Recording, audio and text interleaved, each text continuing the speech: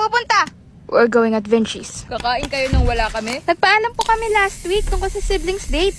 Yung gagala kayo ng kayo lang. Sige, ingat. Sige, okay lang naman na hindi nyo kami isama.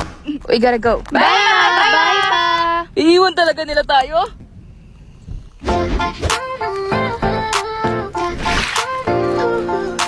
The food here is great. Sa wakas, nakalabas tayo ng walang bantay. Orsi! Bakit? Hindi ba kayo masaya na walang magagalit sa inyo kahit anong gawin nyo ngayon? I will. Sus, tatama rin ka rin manaway. True! Tignan mo, ang cute nilang magkakapatid. Ilang anak ba ang gusto mo? Kahit 3 lang, okay na ako. Ayaw mo 5 para may team na ako? Cole, pahihirapan mo naman ako. Ay, sorry po. Okay lang. Isa ka sa mga nandong table, di ba? Opo, mga kapatid ko po yun. Lahat kayo magkakapatid? Ang dami nyo? Opo, gusto niyo po sila makilala? Sige, tara! I told you should behave. Huwag kayong maingay, hindi ako naririnig ni babe. Akin na nga lang kasi to. Ako nakakain. Ayoko nga. Sabi mo, ubusin ko nga lahat to. You all are so noisy. I wanna change seats. Family! What's this? Tama? Family! Meet Miss Nikki and Mr. Cole. Gusto daw nila tayong makilala. Hi, Miss Nikki and Mr. Cole. Hi, ang cute nyo. Anong mga names nyo? I'm Claire Villafuerte. Ang pinaka-cute sa lahat. Mark Villafuerte, Mrs. The Smartest. Si Black po yan. Hindi siya nagsasalita masyado. Huwag nyo na rin hilingin. Ako naman si RC, ang winner sa pamilya. Ako po si Charlie. Best dressed always. Ako naman po si Clarissa. Fastest thumbs in the Philippines. And I'm Jason. Eldest and most handsome. Wow! Ang dami nyo! Paano kayo nagkakasundo? At paano ang budget nyo sa bahay? Cool! They always fight.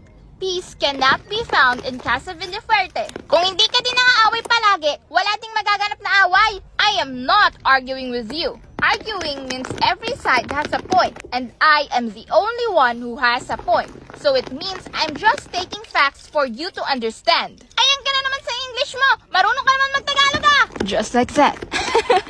Kapag madalas daw mag-away ang isang pamilya, ibig sabihin may pake kayo sa isa't isa.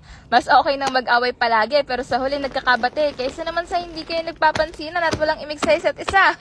Wow! Yan din po sabi ni Mama at Papa. Nag-usap kayo? Excuse me for a moment. Punta lang ako sa ladies room. So, Mr. Cole, ilan po ang anak nyo? Claire, that's rude to ask. It's fine. Wala pa kaming anak. Magpo-propose pa lang ako ngayon. Propose? Shh! Secret lang yun. Kaya if okay lang, wag niyo muna sana siyang i-entertain. Gusto ko sanang masolo muna namin yung oras. Sure man!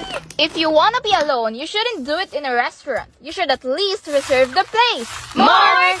What? Ayun na siya. If gusto niyo po, kunan ko kayo na pasikreto para may digital memory kayo. That's good. Thank you. Hi! So, ano na pinag-uusapan? Busy sila, sweetie. Balik na tayo sa table natin. Talaga? Nakakadistorbo Yes. po kayo. Maganda kaya yung sing-sing? Sing-sing! Kung sa bahay, parating na yung in-order ko eh. Nikki, sa haba-haba ng panahon na magkasama tayo, ang dami kong naramdaman. If tatanungin mo kung anong nararamdaman ko tuwing kasama ka, it's everything. I feel everything whenever I'm with you. I love how we laugh together sa mga jokes na tayo lang ang nakakaintindi. I love how we cry together sa mga cringe rom-com movies. I love how we gossip sa lahat ng bagay. I love everything we do together, quirks and all. And I wanna continue doing everything together for the rest of my life. Would you do the honor to be with me forever? Nikki Santiago, will you marry me?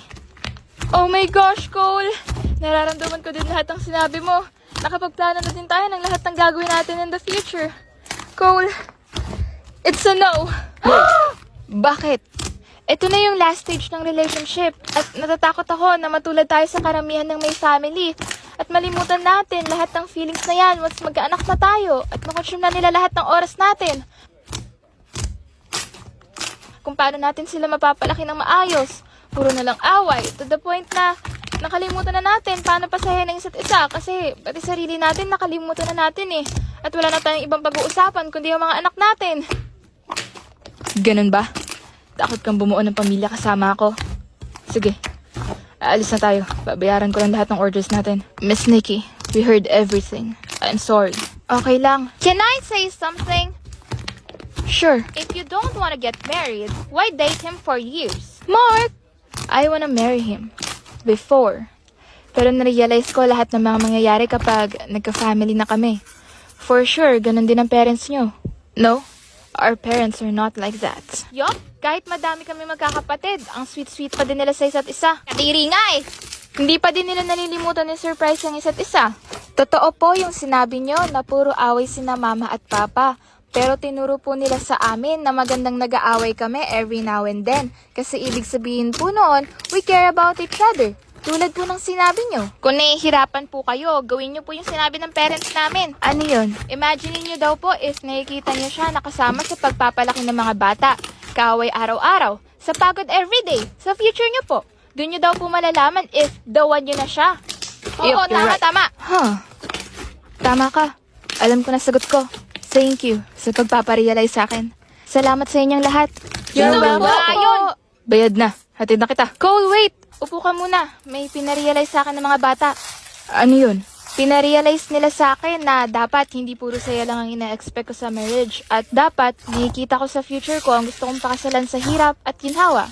At I imagined my future with you. At hindi kita nakikitang kasama sa hirap at ginhawa.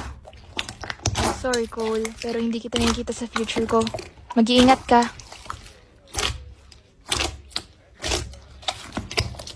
Hindi yun yung Didn't tell her ina-expect that. namin na sasabihin niya. Hindi kita nakikitang kasama sa hirap at ginhawa. I'm sorry, Cole, pero hindi kita nakikita sa future ko. So, ayun po yung nangyari. Bakit po sila naghiwalay? I believe in happy endings katulad ng mga princesses sa TV. Pero parang hindi happy ending yung nangyari kay Miss Nikki at Mr. Cole. Mga anak, hindi lahat ng relationship nag-end sa happy ending. Minsan, mas mabuti nang matapos ang isang relasyon bago pa lumalim at saka nila ma-realize na hindi sila para sa isa't isa. Hindi lahat ng tao swerte sa pagmamahal tulad ng mga pinapanood ninyo. Madalas, ilang relationship muna ang kailangan nilang subukan bago mahanap ang the one nila sa buhay. Minsan, yung mga akala nating the one natin na makakasama natin forever ay hindi pala itinadhana para sa atin. At minsan, nare-realize nila yon ng ilang taon na silang magkasama. Kahit po senior ka na? Oo, minsan may nabuo na silang pamilya. Meron din namang pagdating ng 50s o mas mataas pa. Walang pinipiling edad ang pagmamahal, pero dapat yung legal at nasa tamang pag-iisip na. Lahat tayo nagbabago ang desisyon at opinyon base sa mga natutunan at nare-realize natin sa buhay. Nakaka-stress pala ang adult life. Sinabi mo pa, pero lahat naman ng bagay may pros and cons. At masaya kami ng papa mo sa kung anong meron kami ngayon. At hindi namin ipagpapalito sa kahit na ano. Pero kapag iniwan niyo ulit kami, baka magbago desisyon namin. Joke lang. Your joke is not funny. Sabi ni Black